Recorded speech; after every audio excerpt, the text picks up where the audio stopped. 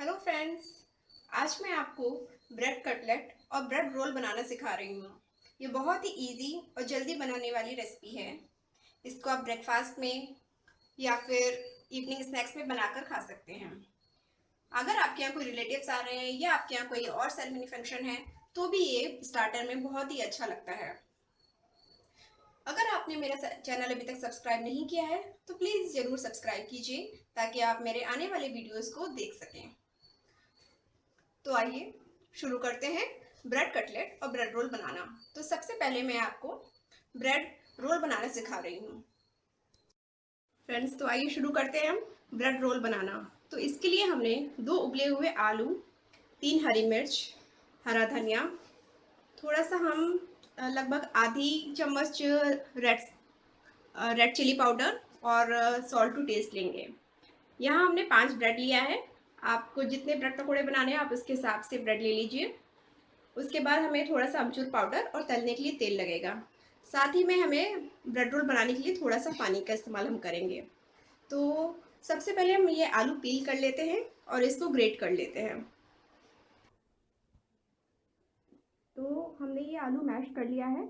अब हम इसमें अपना कटा हुआ धनिया और मिर्चा इसमें मिलाएंगे।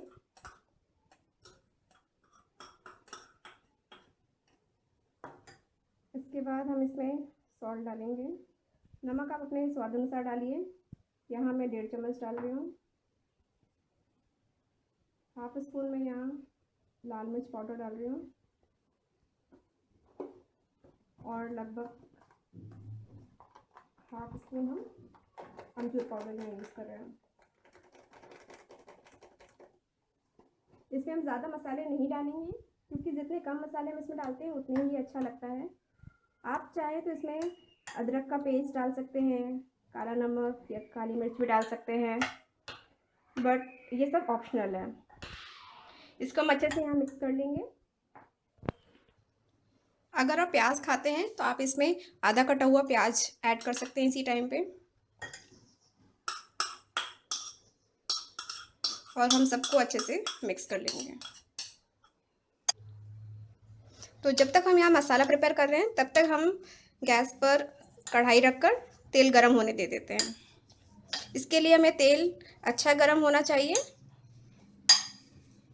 तो हमने हमारी कढ़ाई चढ़ा दी है और उसमें तेल गरम होने के लिए रख दिया है। अब तो ब्रेड रोल बनाने के लिए सबसे पहले हम ब्रेड लेंगे। इसको हम पानी में डिप करेंगे। जितना इसका एक्सेस वाटर होगा उसको हम प्रेस करके निकाल देंगे। उसके बाद हम अपना मसाला इस पे रखेंगे और इसको अच्छे से मोड़ देंगे।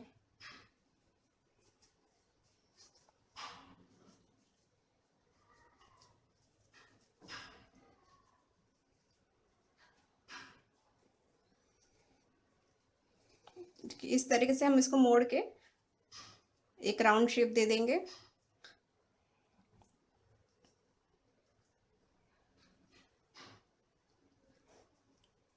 इसी तरह से हम बाकी के अपने रोल बना लेंगे। हम ब्रेड लेंगे, इसमें डिप करेंगे, एक्सेस वाटर निकाल देंगे, अपना मसाला इसमें रखेंगे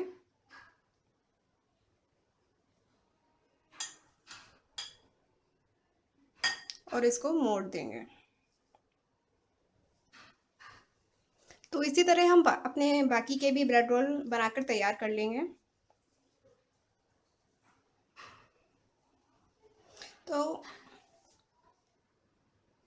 इसी तरह हमने अपने सारे ब्रेड रोल बनाकर तैयार कर लिए हैं। हमारा तेल यहाँ गर्म हो चुका है। इसके लिए हमें अच्छा गर्म तेल चाहिए। तो इसकी चेक करने के लिए हम थोड़ा सा ब्रेड इसमें डालेंगे। अगर ये तैर के ऊपर आ गया है तो मतलब हमारा तेल रेडी है तलने के लिए। हम इसको यहाँ से निकाल लेते हैं।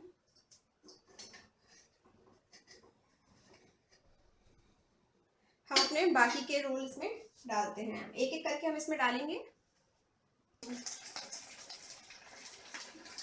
इस तरीके से हम इसमें एक एक करके ब्रेड रोल डालेंगे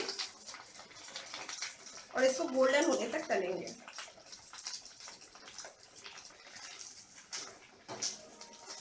तो इसको हम धीरे धीरे गोल्डन होने तक फ्राई करेंगे। हमारे यहाँ देखिए गोल्डन होना स्टार्ट हो गए हैं। हम इसको पलट पलट के चारों तरफ से इसको हमें पकाना है।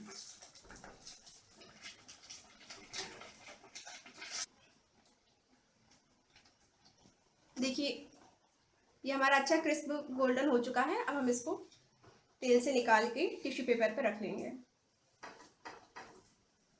इसी तरह से हमें इसको बाकी को भी पका लेना है। ये हमारे सारे सिक्के तैयार हैं।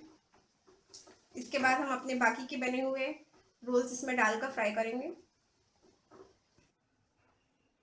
तो देखा आपने किस तरह से हमने ब्रेड रोल बनाकर तैयार कर लिए हैं। अब मैं आपको सिखाती हूँ कि ब्रेड के कटलेट कैसे बनाते हैं। तो इसके लिए मैंने ये 2 ब्रेड का क्रम्बल कर लिया है। इसको आप मिक्सी में भी पीस सकते हैं, बट उसको धीमी स्पीड पे ज़्यादा देर तक नहीं पीसना है, अदरवाइज़ ये गीली हो जाएगी। या फिर आप हाथ से भी इसके टुकड़े कर सकते हैं। तो इस क्रम्बल को जो हमारा बचा हुआ मिक्सचर है उसमें हम मिला लेंगे। इसमें हमें और कुछ ऐड नहीं करना है, बस ये हम क्रम्बल ऐड करेंगे।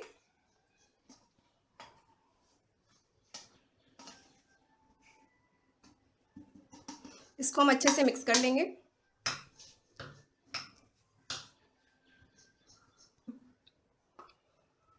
अगर आपकी ब्रेड और आलू ज़्यादा गीले हैं तो आप बाइंडिंग के लिए ये 1 चम्मच कॉर्नफ्लावर ऐड कर सकते हैं,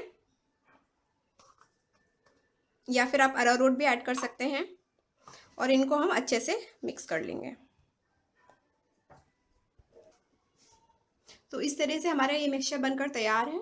अब हम इसको राउंड या स्क्वायर या किसी भी शेप में आप इसको बना सकते हैं।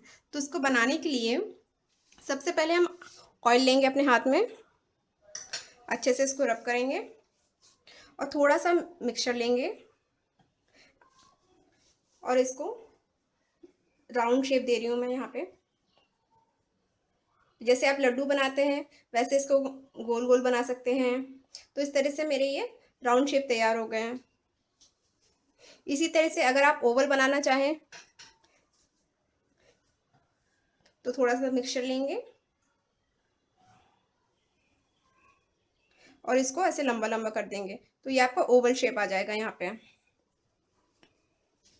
आप इसको किसी भी शेप में बना सकते हैं। आप चाहे तो इसको स्क्वायर बना सकते हैं या फिर ट्रायंगल बना सकते हैं। ये डिफरेंट डिफरेंट शेप में बनाया जा सकता है। ये बहुत ही स्वादिष्ट डिश लगती है। अगर आपके घर कोई मेहमान आए हैं या फिर कोई और ओकेजन है आपके यहाँ, तो आप इसको वहाँ पे सर्व कर सकते हैं एज ए स्टार्टर। ये बहुत ही जल्दी बनने वाली और बहुत ही आसान सी रेसिपी है। ये खाने में भी बहुत अच्छी लगती है। तो जब तक मैं यहाँ पे इसको तैयार कर रही हूँ, मैं गैस ऑन करके तेल वापस से गर्म होने के लिए रख देती हूँ।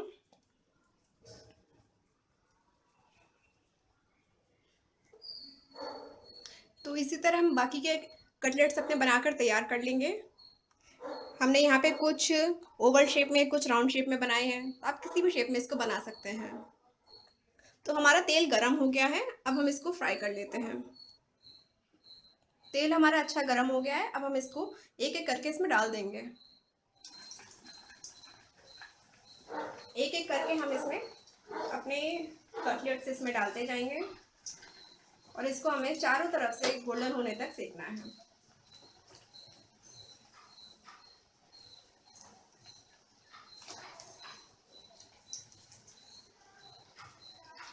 ज़्यादा हम एक ही बार में पूरे नहीं डाल देंगे, थोड़े थोड़े करके हम इसको तलेंगे। यहाँ पे देखिए हमारा कितना अच्छा सा गोल्डन कलर इसमें आना स्टार्ट हो गया है। हम इसको चारों तरफ से अच्छे से पकने तक का फ्राई करेंगे। देखिए हमारा गोल्डन कलर आना स्टार्ट हो गया है।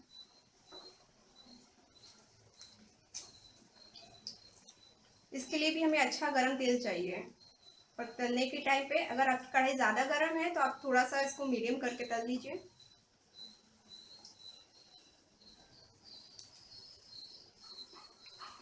ये कितने अच्छे से ये सेक रहे हैं। हमें इसको पलट पलट के चारों तरफ से इसको गोल्डन होने तक सेकना है।